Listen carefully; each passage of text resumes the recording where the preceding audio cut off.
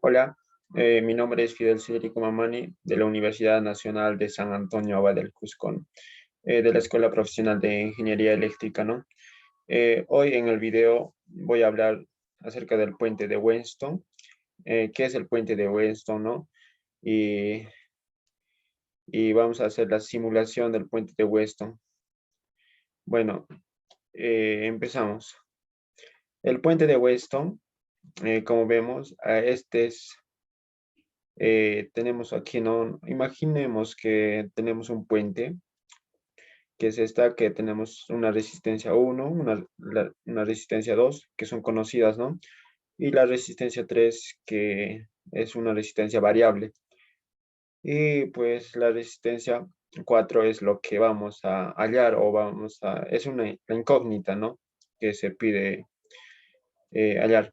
Entonces, en forma general, el puente de Weston es un instrumento de gran precisión que se puede operar en corriente continua o alterna. En este caso vamos a estudiar en la corriente continua, ¿no? Entonces, permite la medida tanto de las resistencias óhmicas como de sus equivalentes en circuito corriente alterna, en los que existen otros elementos, ¿no? Como la bobina, el condensador y pues las impedancias, ¿no? Entonces, en definición tenemos que es un circuito que se utiliza para medir el valor de los componentes pasivos, como las resistencias, ¿no? Eso es en corriente continua. Ahora, el esquema típico de puente de Weston.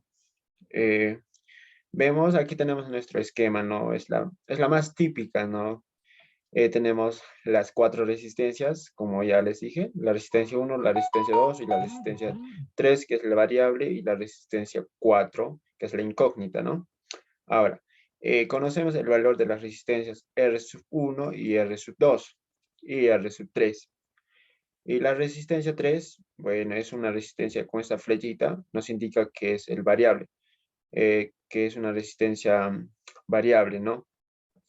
Ahora, la diferencia potencial suministrada por las pilas es V, o sea, esto es nuestra fuente de voltaje, suponiendo que es relevante su resistencia interna, ¿no? Ahora, también hemos colocado un voltímetro. Ojo, este es un voltímetro, ¿no? Para medir las diferencias de potencial entre los puntos A y C. Entonces, decimos que el puente está en equilibrio cuando la diferencia potencial de la corriente entre los puntos A y C valen cero. Es lo que nos demuestra el puente de Weston, ¿no? Que el voltaje, digo, que el voltímetro nos va a medir la diferencia potencial que es de A a C de 0 voltios. Eso nos quiere decir que nuestro puente está en equilibrio, ¿no? Ahora, si esto es diferente de cero, entonces ya pues ya no es un puente que esté en equilibrio, sino estaría un puente que está en desequilibrio, ¿no? Ahora, vamos a ver, añadimos en la figura caídas de potencial entre los nodos A, B, C y D. Vemos, aquí tenemos nuestra figura, es la misma figura, ¿no? Solo que, bueno, aquí vemos nuestra corriente que se desplaza, ¿no? Aquí tenemos por la resistencia 1, va entre la corriente I sub 1, la corriente I sub 2 para la resistencia 2 y también el voltaje, ¿no? El voltaje sub 2. Y igual en los puntos A y B va a haber un voltaje sub 1. Ahora, en los puntos C y D, que es la resistencia 4 y la corriente 4, va a haber un voltaje 4. Y en la resistencia A y D va a haber la corriente, la resistencia 3, que es la variable, y por supuesto el voltaje 3, ¿no?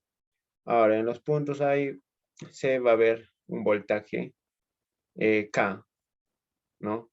Desde los puntos A y C. Ahora, aplicamos la ley de mallas de Kirchhoff, ¿no? Para eso, tenemos este circuito, ¿no? Este circuito. Podemos ver que en este circuito tenemos dos mallas, ¿no?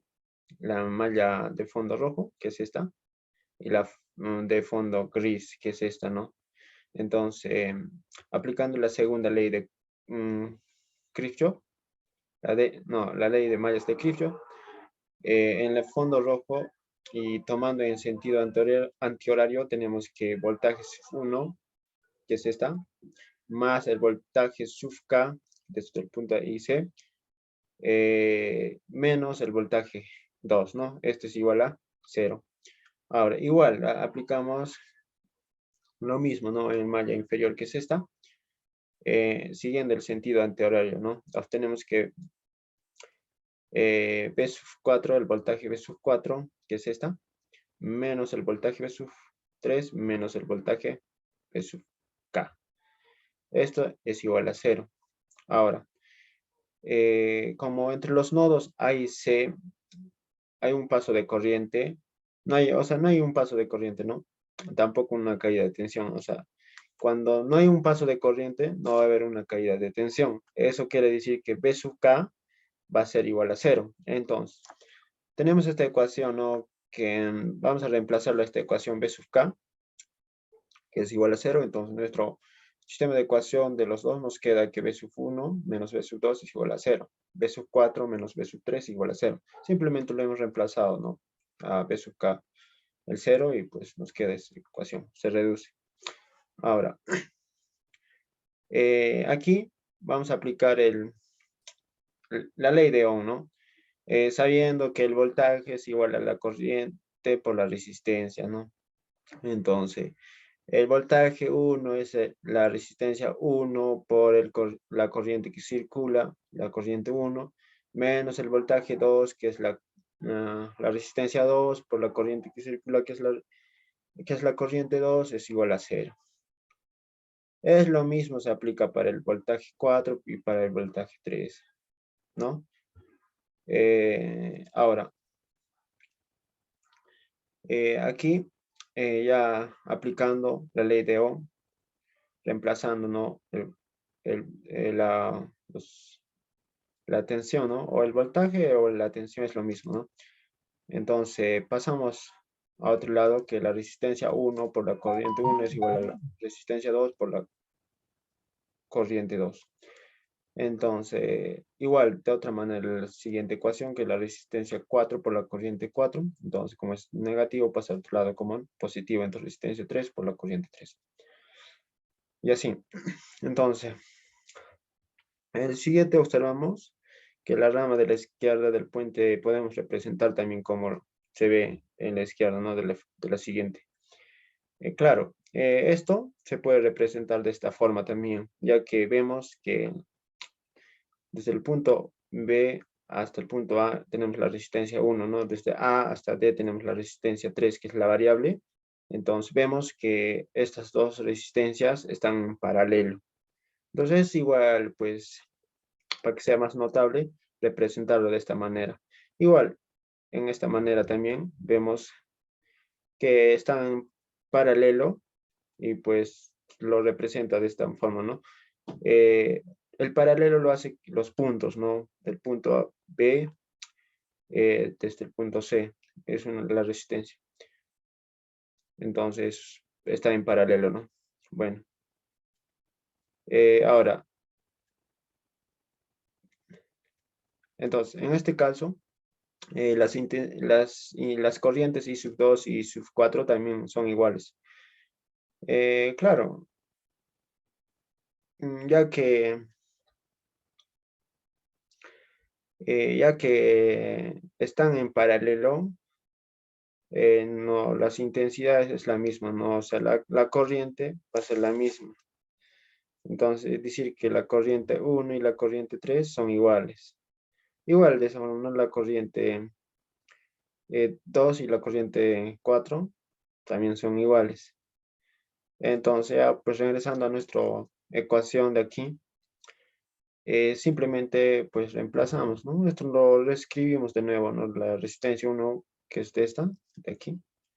Entonces, dividimos la ecuación por la otra, ¿no? Simplificando, tenemos que la resistencia 1 por la corriente 1 sobre la resistencia 3 por la corriente 1. Simplemente lo estamos dividiendo. Entonces aquí vemos que la corriente, chao, chao, se van. La corriente 2, chao, chao, se van. Entonces nos quedaría la resistencia 1 sobre la resistencia 3 es igual a la resistencia 2 sobre la resistencia 4. Entonces, entonces la fórmula sería esta, ¿no? Que es la resistencia 1 sobre la resistencia 3 es igual a la resistencia 2 sobre la resistencia 4, que es la resistencia que no sabemos, ¿no? Es la resistencia de la incógnita. Entonces, como es de la incógnita, entonces pues simplemente lo despejamos, ¿no? La resistencia 4 en este caso, ya que no sabemos el valor de esta resistencia, entonces lo reemplazamos. La resistencia X es igual a la resistencia 2 por la resistencia 3, que como está aquí dividiendo, pasa al otro lado como multiplicando, ¿no? Y esto se pasa a dividir, ¿no? Sobre la resistencia 1. Esto sería nuestra fórmula, ¿no? Ahora, simulación. Ahora, hemos simulado este ejercicio de esta forma. Vamos a ver a nuestro estos Proteus, ¿no? Vamos a detener. Ya.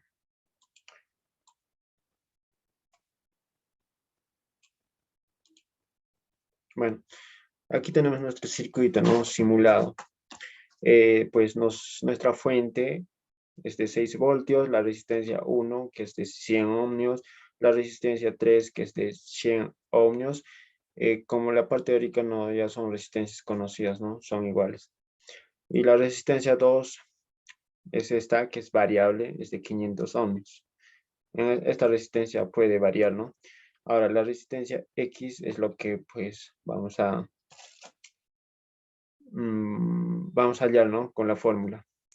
Aquí tenemos nuestra fórmula y reemplazando a nuestra fórmula que la resistencia X igual a la resistencia 3, que es de 100 ohmios, por la resistencia 2, que es de 500 ohmios, sobre 100, que es la resistencia 1. Entonces nos resulta que la resistencia X es igual a 500 ohmios. Ahora, a ver, vamos a ver que nuestro puente de Weston tiene que cumplir que esté en equilibrio, ¿no? O sea, nuestro voltaje nos tiene que medir cero, nuestro voltaje de salida, ¿no? Nos tiene que medir cero si cumple nuestro puente de Weston está en equilibrio, ¿no? A ver, vamos a ver. Ya, pues solo lo reemplazamos, ¿no? Aquí, RTX, lo reemplazamos a 500 ohmios. Ahora, pues empezamos con la simulación.